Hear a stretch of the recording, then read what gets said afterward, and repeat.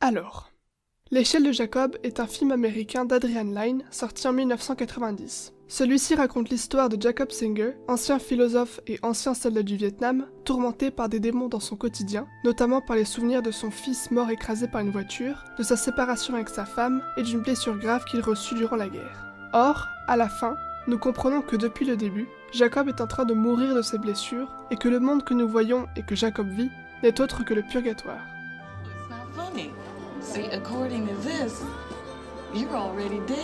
Ce film est souvent considéré comme le chef-d'œuvre de Lyne, grâce à sa structure très bien ficelée, aux sous-textes si nombreux, notamment religieux, et grâce à sa manière d'utiliser l'horreur, car le réalisateur s'est beaucoup inspiré d'artistes comme Francis Bacon, Diane Arbus, Joel Peter Witkin et David Lynch, qui mettent beaucoup en avant le rêve, l'obscurité, le flou et la chair. De nombreux éléments narratifs du film ont également été inspirés de La rivière du hibou de Robert Enrico. Cette mise en scène de l'enfer et des démons a d'ailleurs beaucoup inspiré d'autres œuvres, comme par exemple l'esthétique du jeu vidéo Silent Hill. Bref, je pourrais vous parler pendant des heures de ce film, tellement il est rempli d'éléments et tellement il me passionne, mais je préfère vous parler d'une scène en particulier, la scène de la gare, la toute première étape de son périple vers la mort.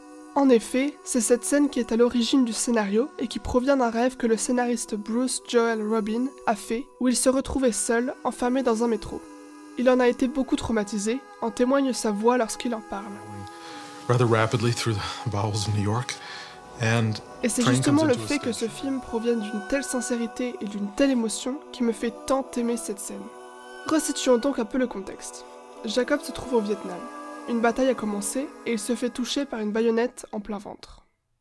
Donc, ce passage nous offre d'emblée la plupart des clés nous permettant de comprendre dans quel monde Jacob se trouve et ce qui va lui arriver.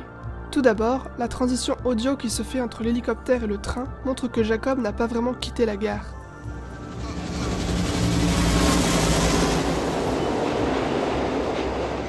Les liens vie quotidienne et guerre sont toujours présents tout au long du film.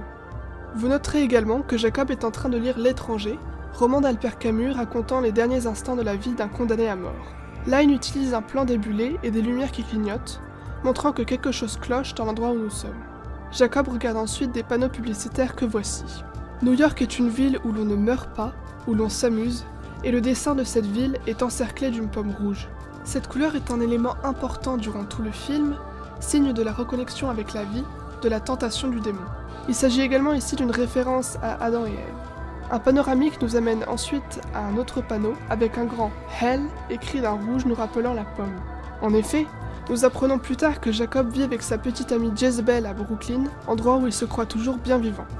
Mais cela n'est évidemment qu'une illusion, et croquer la pomme ne fait que le tourmenter de démons s'immisçant dans son quotidien. Jezebel est d'ailleurs une référence au personnage biblique qui éloigne son mari Akab du véritable Dieu.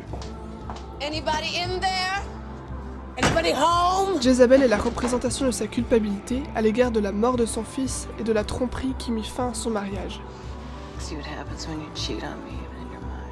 Culpabilité l'empêchant d'accepter sa mort, d'accepter ce qu'il a fait de sa vie. Nous découvrons également dans ce train les premiers démons que Jacob rencontre, qui seront omniprésents dans son purgatoire. Le voici à la gare. Un sentiment de solitude et d'angoisse nous assaille alors, cette obscurité froide nous prenant totalement. Jacob tente de s'échapper par des endroits indiqués par les panneaux Exit rouge, mais évidemment, tout est fermé, car Jacob tente en fait de se reconnecter à la vie, à son quotidien. Mais la mort est inévitable. Il doit donc passer par le tunnel nous rappelant celui qui nous amène vers le paradis, vers la mort. C'est également un élément de la rivière du hibou. Un train rempli de démons l'empêche d'avancer. Il s'agit du chemin qu'il va devoir prendre tout le long du film. Il y a aussi une certaine référence à Charon, venant de la mythologie grecque, car le tunnel peut aussi être interprété comme le Styx. Il s'agit d'une rivière traversant les enfers que son nocher, Charon, fait traverser aux défunts en échange d'une obole, une pièce ancienne. L'argent est d'ailleurs plusieurs fois mis en avant dans le film. Et voilà. Certains détails incroyables de l'échelle de Jacob ne font évidemment pas partie de cette scène, comme par exemple le jeu si puissant de Tim Robbins,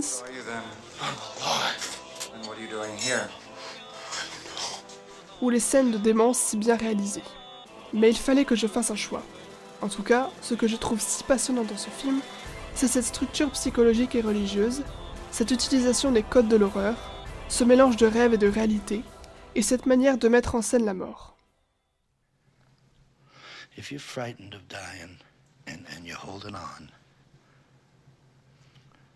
you'll see devils tearing your life away. But if you've made your peace, then the devils are really angels, freeing you from the earth.